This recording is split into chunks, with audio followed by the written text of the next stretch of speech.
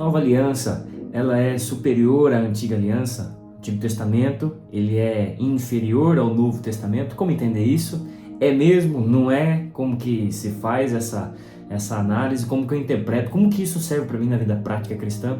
Chegamos aí ao nosso 43º dia de plano de leitura e eu quero te convidar a entrar no tempo de oração. Quero falar contigo sobre esse tema, o tempo que nós lemos. Para quem chegou aqui de paraquedas, esse aqui é um plano de leitura que começamos no dia 1º de janeiro de 2023. Hoje nós estamos no 43º dia. Se você quiser participar, na descrição tem um link para você entrar no grupo de leitura. É um aplicativo que todos já conhecem, você vai estar lá junto com a gente, lendo junto. Ou se você quiser acompanhar aqui o vídeo, todo dia tem vídeo falando desse tempo que estamos lendo. Vamos que vamos. Abaixa sua cabeça aí, feche seus olhos que eu vou orar com você.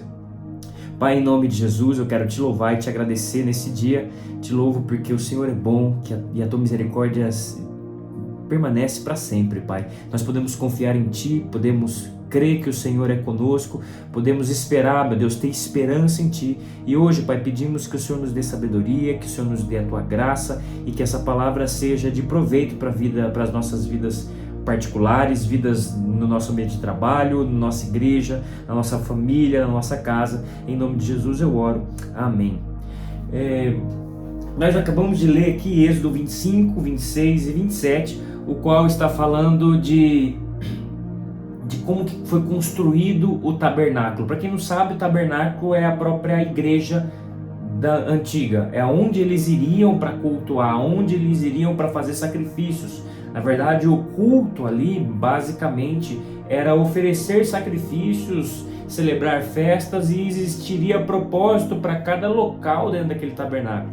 O tabernáculo é separado em áreas, existe um lugar especial, existem instrumentos especiais, como a Arca da Aliança, que ele fala aqui, e ele dá instrução, Deus dá instrução para Moisés para criar tudo isso, para sistematizar, e um ponto disso é, eles conheciam a forma religiosa que os egípcios praticavam, aqueles vários deuses que Deus mais tarde aqui vai revelar que são falsos deuses. Ele já vem se mostrando que ele é o único Deus vivo, capaz de subjugar tudo e todos, capaz de abençoar tudo e todos e amaldiçoar tudo e todos, porque ele é o Criador dos céus e da terra.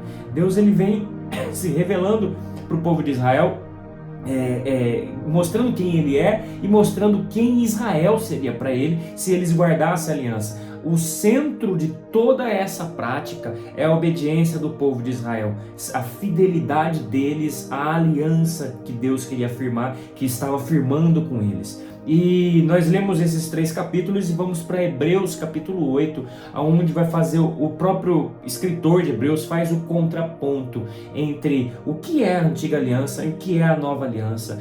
Como um judeu, lembra que Hebreus foi escrito para ensinar os judeus que estavam simpatizantes ali à fé cristã naquele momento, aqueles que estavam assim, será que isso é verdadeiro? Ou até aqueles que de coração se entregaram à fé cristã, seja por N motivos, mas precisava achar o elo entre cristianismo e a lei judaica, porque aparentemente estava aparecendo uma seita do judaísmo e uma seita herética. Esse era o discurso dos sábios judeus daquela época. Isso aqui não é verdade, Deus não pode manifestar um filho de uma mulher, ninguém é filho de Deus. Então tinha vários argumentos, só que eles tinham, o cristianismo tinha a força dele, eram os resultados que estavam acontecendo, e não é qualquer resultado, milagres aconteceram, pessoas foram curadas, pessoas foram tocadas de uma forma especial, algo místico estava acontecendo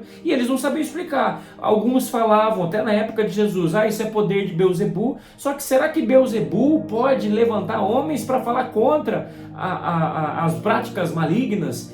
Será que Beelzebul traria cura para alguém que ia falar bem do cristianismo? Será que existe um poder, existe um interesse político por detrás desse discurso? E não foi se achado nada disso. Tanto é que o cristianismo, até ser institucionalizado lá em Roma, passou-se 3 séculos, passou até ano 321, estava ali o cristianismo vivendo pelos pedaços de cartas a herança desses discípulos de Jesus, que passou o que se passou, e os manuscritos que eram achados. Então a fé cristã foi praticada dessa forma, não tinha um jeito formal de se praticar. Agora eu quero voltar aqui para isso. Poxa, eu escuto tanto, poxa, que nós não temos que viver mais no tempo da lei, estamos no tempo da graça. Então alguns vai lá e acreditam que não tem mesmo importância o conhecimento do Antigo Testamento,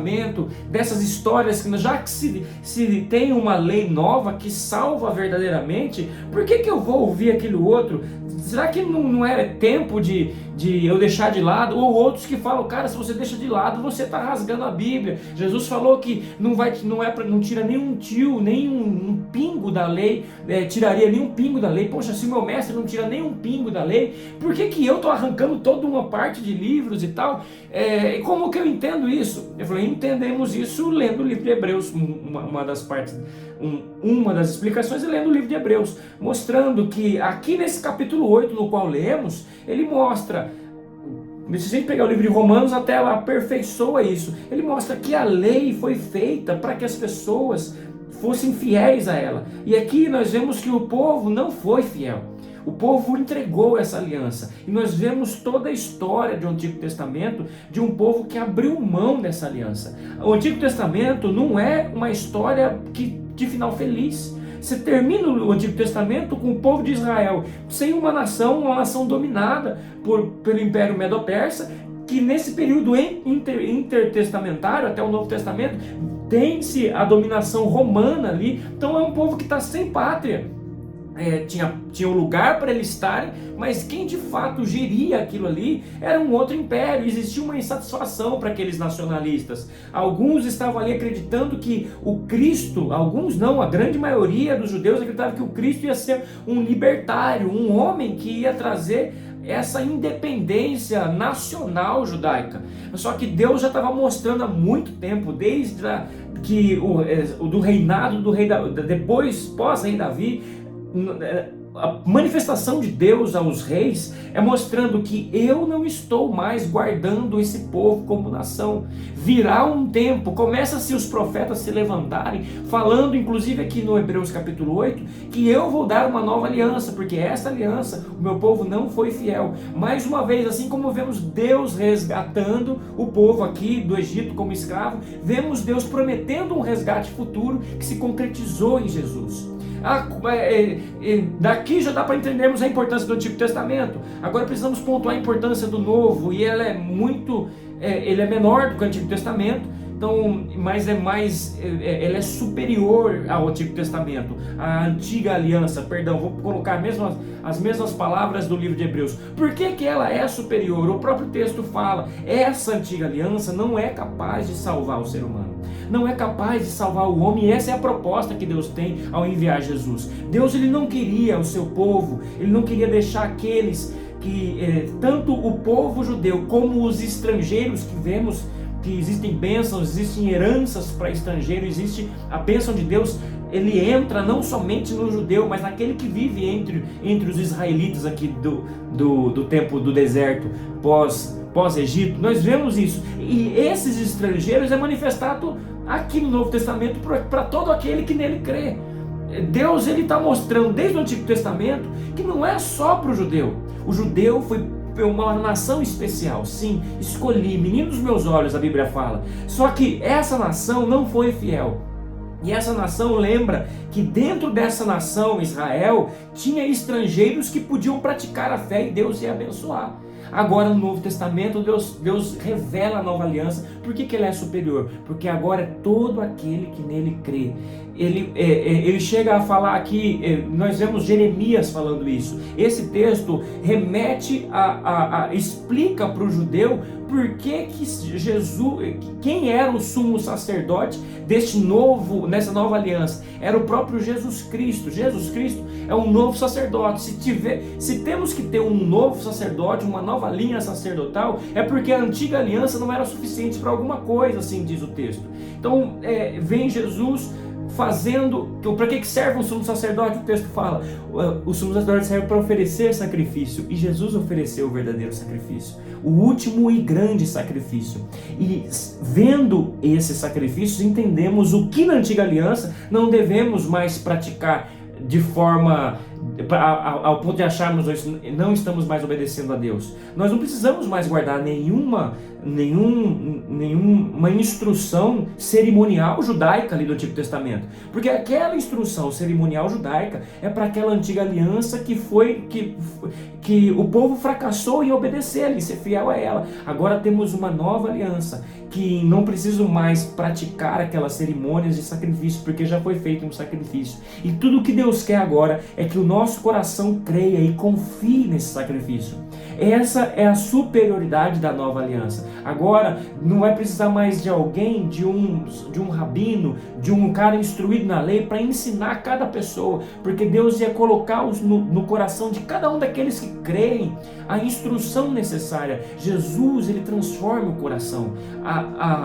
O poder da nova aliança é esse encontro com Jesus que faz com que nós desejamos buscar o conhecer de Deus na antiga aliança. E aqui eu quero falar da força da antiga aliança. Como posso enxergar um Cristo poderoso, grandioso, sem conhecer esse tempo das cerimônias, o tanto de coisa que teve que foi significada nele? Não entender essa aliança, não querer ler o livro de Hebreus, porque alguns não gostam, é diminuir o Cristo.